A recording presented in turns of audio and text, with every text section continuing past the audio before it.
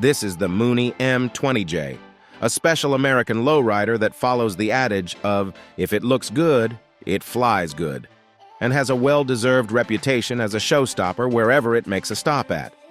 There's a reason why Mooney's entry-level speedster has such a loyal following, and you don't have to be a loyalist to appreciate the aircraft's high points. It has a familiar Lycoming IO-360 engine mated to a sleek airframe that has timeless good looks and ramp appeal. Plus, you buy a Mooney for speed, and for the M20J, the bottom line is 160 knots on roughly 10 gallons per hour. As a bonus, you're treated to sports car-like handling that makes it a good IFR traveler, even if you don't fill all 4 seats. The aircraft quickly garnered the nickname 201 for its 201 miles per hour top speed, a figure that was groundbreaking for a normally aspirated single-engine, 4-seat airplane. This naming was not just a marketing gimmick. The 201 miles per hour top speed was confirmed by both flight tests and pilots, creating quite a buzz in the industry. The plane was an instant success in the market. In a period when fuel efficiency was becoming increasingly important, the M20J offered a compelling blend of speed and economy. Over the years, Mooney introduced several variants of the aircraft, including the MSE, which boasted refinements in avionics and interior amenities.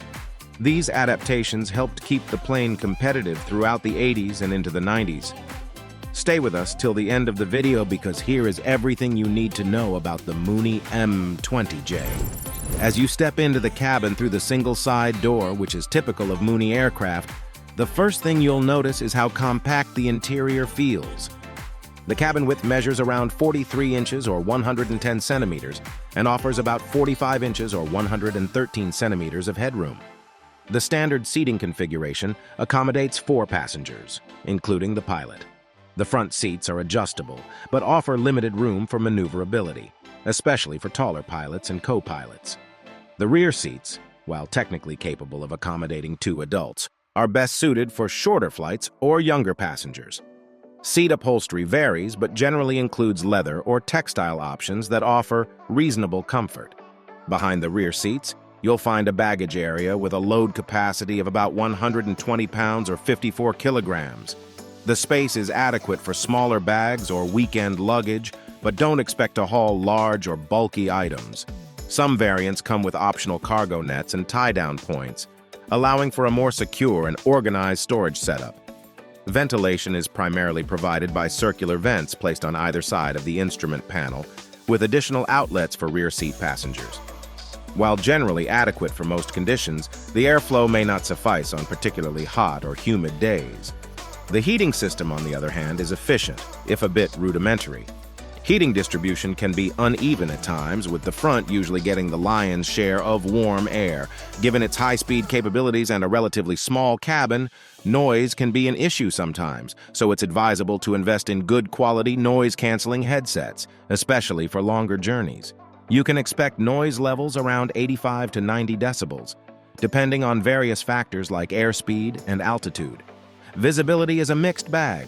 The sloping nose offers excellent forward visibility, and the side windows are sufficiently large for an unobstructed lateral view.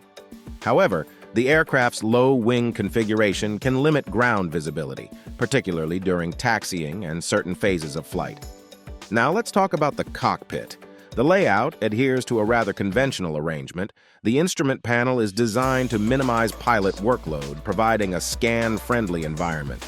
However, if you're transitioning from aircraft with more spacious cockpits, the close quarters may take some adjustment. The yoke system is robust and offers a highly responsive control experience.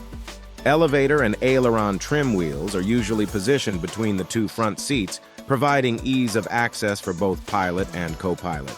The rudder pedals are adjustable in certain models, but fixed in others, which could be a drawback for taller or shorter pilots. The instrument panel typically follows the classic T layout, where primary flight instruments are arranged in a T shape for optimal scan efficiency. Standard instruments include an airspeed indicator, altimeter, vertical speed indicator, heading indicator, turn coordinator, and tachometer. These are generally analog and older models, but many M20Js have been retrofitted with digital or glass cockpit installations. The avionics package can vary significantly, depending on the model year and any subsequent upgrades. Early models often came with basic communication and navigation radios, while more recent or upgraded versions might even feature a Garmin G1000 NXI or other glass cockpit solutions. For IFR operations, you'll often find a standard suite that includes dual nav-com radios, a distance-measuring equipment, and an automatic direction finder, though the latter is becoming less common. Some M20Js also feature autopilot systems, ranging from simple wing levelers to more advanced systems capable of multiple modes, including altitude hold, vertical speed, and nav tracking. The aircraft features a panel of switches and circuit breakers, usually located on the lower left side of the instrument panel. These are within easy reach of the pilot and are labeled for quick identification. Here, you'll find switches for lights, fuel pumps, and electrical systems, among others.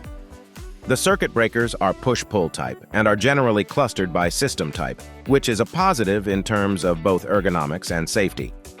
The glare shield is usually compact, doing a reasonable job at blocking direct sunlight from the instruments. However, depending on your seating position and the angle of the sun, some glare can be experienced. This is less of an issue in models with digital displays, but in those with analog instruments, glare can cause some readability challenges. Now let's talk about the engine, performance specifications, and how it flies. The M20J is equipped with a reliable and fuel-efficient Lycoming IO-360 3B6D engine with a TBO of 2,000 hours that delivers 200 horsepower at 2,700 RPM. This engine is a horizontally opposed four-cylinder direct drive engine that is designed to provide exceptional power and performance while remaining fuel-efficient and easy to maintain. The aircraft has a takeoff distance of 1,160 feet or 355 meters at sea level on a standard day. The engines allow a maximum rate of climb per minute of 1,050 feet or 320 meters, and a maximum cruising altitude of 18,800 feet or 5,730 meters. At 60 to 65%, true airspeeds average 150 to 155 knots, and endurance with reserves is 4.5 hours or better. Some owners report 160 to 165 knot airspeeds, and while some airplanes definitely are faster than others, we're skeptical of these claims. Plan on 150 to 155 knots on about 10 gallons per hour or 38 liters per hour. Pilot experience says you can bring that down to 9 gallons or 34 liters and still get 135 knots true airspeed. And if you are particular about fuel, setting the engine to 55% power gives a consumption as low as 8 gallons or 30 liters. With full fuel, or 64 usable gallons or 242 liters, the M20J can give around 600 nautical miles at 150 to 160 knots, which is 700 miles or 1,125 kilometers. However, the maximum range is about 1,000 nautical miles, which is 1,150 miles or 1,850 kilometers. Be careful with the loading. Typically equipped M20Js can haul 3 170-pounders plus about 40 pounds of baggage or 77-kilogram people plus 18 kilograms of baggage. With partial fuel loads, say 50 gallons, the Mooney still offers good range with seats filled. And finally, the plane has a minimum landing distance of 1,300 feet or 400 meters. The company ceased production in 2008, and the remaining inventory of new M20Js was sold out. However, you may be able to find a used M20J for sale in the pre-owned aircraft market. They are generally listed for sale in the range of $100,000 to $200,000, and while the total yearly fixed cost is roughly $20,000 to $30,000, the average hourly operating cost is estimated at $200 to $300. Thank you for staying with us till the end. Here are 2 videos you can watch next. If you enjoyed this video, make sure to leave a like and subscribe. Thanks for watching.